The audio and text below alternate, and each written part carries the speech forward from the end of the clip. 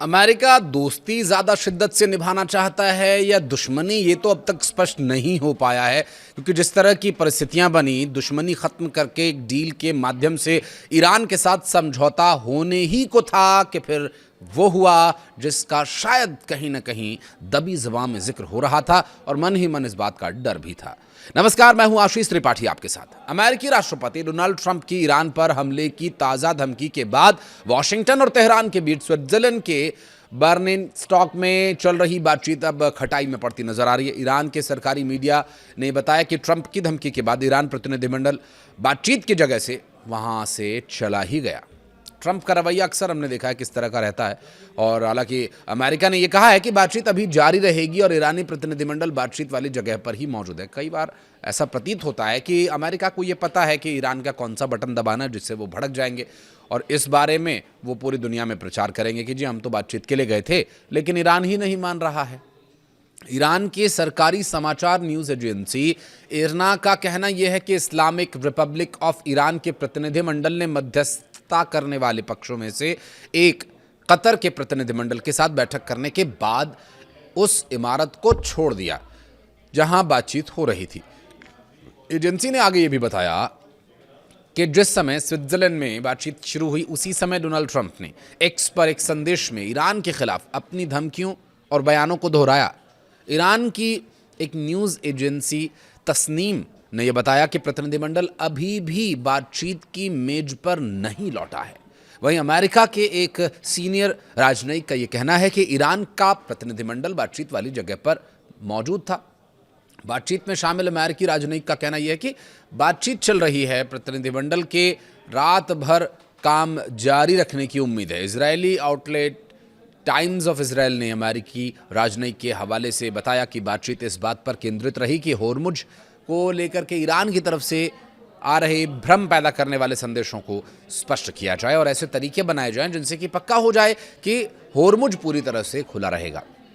देखिए, रही बात होर्मुज की, तो ईरान के पास ऐसा कोई कारण नहीं है कि वो होर्मुज को किसी भी तरह से बाधित करे। सिर्फ उसमें एक बात अमेरिका की ओर से जो पेंच अटकाया गया था, सिर्फ वही एक विषय अब तक नज़र आता है कि अमेरिका और इजराइल के द्वारा किए जा रहे हमलों की वजह से उन्होंने यहाँ पर मजबूरी में इस मार्ग को बंद किया था। अन्यथा उन्होंने इससे पहले भी कभी इस तरह की कोशिश नहीं की कि लोगों को वहाँ पर नाहक परेशान किया जाए और स्ट्रेट ऑफ होर्मुज पर कब्जा कर लिया जाए। इस तरह की परिस्थितियां पहले कभी देखने को नहीं मिली। इसलिए ये बात तो पूरी दुनिया जानती ही है कि ईरान ऐसा नहीं करेगा। ईरान की कोशिश यही है कि उनके देश में शांति बनी रहे और स्ट्रेट ऑफ होर्मुज से जो आय होगी वो अपने नुकसान की भरपाई से करेंगे। बहरहाल आय होगी या नहीं होगी एक अलग विषय है, लेकिन अब इसके पीछे की जो पूरी पटकथा है वो यहाँ से शुरू होती है कि इजराइल और अमेरिका के बीच युद्ध हो या ना हो, शांति हो या ना हो, डील फाइनल हो या ना हो को लेकर के हाँ ना की स्थिति बनी हुई थी।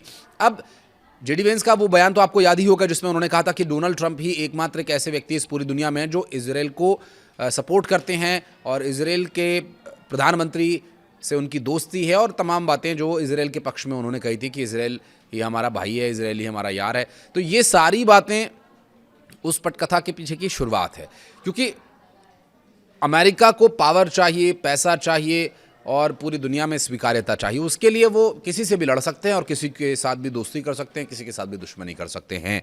और इजराइल जो उनका बहुत पक्का दोस्त है, क्योंकि इजराइल की टेक्निक, इजराइल के हथियार और इजराइल का मादा अमेरिका जानता है कि इजराइल से दुश्मनी लेना उनके लिए भारी पड़ सकता है, लेकिन वो ईरान को हल्के में ले रहे थे। अब ईरान के साथ डील समझौता इजराइल इस बात के लिए तैयार नहीं था, तो इस हाँ ना और कहा सुनी के बीच खींचतान की स्थिति अमेरिका और इजराइल के बीच बनी, और इस बातचीत को, इस खींचतान को, इस हॉट टॉक को थोड़ा सा नर्म करने के लिए, उनके प्रति एक बार फिर से अपना रुझान दिखाने के लिए संभवतः ईरान के खिलाफ अमेरिका के ट्रंप ने ये बयान दिया, और उसके बाद ये स्थिति बन गई है कि जहां डिजिटली साइन करके अमेरिका ने अपनी सहमति जताई थी, तो वहीं आमने सामने की मेज पर जब बातचीत की बात आई, उससे पहले ही डोनाल्ड ट्रंप ने सोशल मीडिया पर एक पोस्ट करके ईरान का वो भड़काऊ वाला बटन दबा दिया।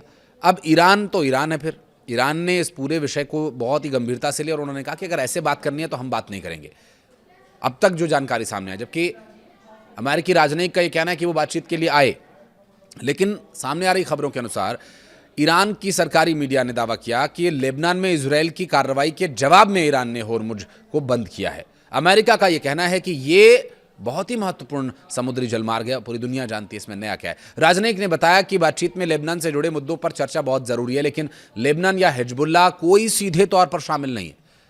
82 मिनट तक चली बातचीत, फ्रीज की गई संपत्ति को वापस करने पर कोई बात बनी नहीं। जेडी वेंस ने वार्ता के दौरान यह भी कहा कि पिछले कुछ घंटों में अच्छी प्रगति हुई है।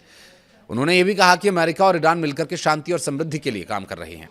और वेंस के मुताबिक ट्रंप चाहते हैं कि दोनों देशों के रिश्तों में नया अध्याय शुरू हो, और बीच बीच में फिर वो अपने व्यंग्यात्मक और विरोधाभासी बयान भी देते रहें। तो कैसे होगी बातचीत? अगले 10 साल में पश्चिम एशिया की तस्वीर बदले जाने का दावा वो कर रहे हैं। पाकिस्तान और कतर की मध्यस्थता में चल रही इस वार्ता का मकसद क्षेत्र में तनाव को कम करना और स्थायी शांति स्थापित करने की दिशा में आगे बढ़ना है। लेकिन क्या ऐसा संभव हो पाएगा? एक तरफ आप बातचीत के लिए बुलाते हैं, फिर पीछे से सोशल मीडिया पर जाकर के कुछ ऐसी बात कर देते हैं जिससे कि उन्हें बुरा लगे, या उनके लिए उनकी जो अस्तित्व को लेकर के आप सवाल खड़े कर देते हैं, फिर वो भी जवाब देंगे, और फिर सवाल जवाब के सिलसिले में फिर बातचीत खटाई में पड़ जाती है। हालांकि जो 60 दिन का समझौता हुआ, उसके बाद अब जो परिस्थितियां बनी, डील साइन हुए डिजिटली, और फिर आमने सामने की बातचीत स्विट्जरलैंड के जेनेवा में होनी थी, लेकिन फिर जगह बदली गई, और जो परिस्थितियाँ अभी सामने आई हैं उसको देख करके स्पष्ट है कि ईरान शांति समझौते के लिए तैयार है। लेकिन जिस तरह से अमेरिका रवैया अपनाता है, डोनाल्ड ट्रंप जिस तरह की बातचीत करते हैं, उनकी शर्तों पर बात नहीं हो पाएगी। और जिस वजह से ये बातचीत खटाई में पड़ी, वो डोनाल्ड ट्रंप का वो रवैया है। और क्योंकि इससे पहले भी वो कई बार यूटर्न मार चुके हैं। शांति की बात करते हैं, फिर मिसाइल छोड़ देते हैं, शांति की बात करते हैं, फिर हमला कर देते हैं, शांति की बात करते हैं, फिर कुछ ऐसी बात कह देते हैं जिससे कि ये संदेश जाता है कि बातचीत शायद नहीं हो पाएगी।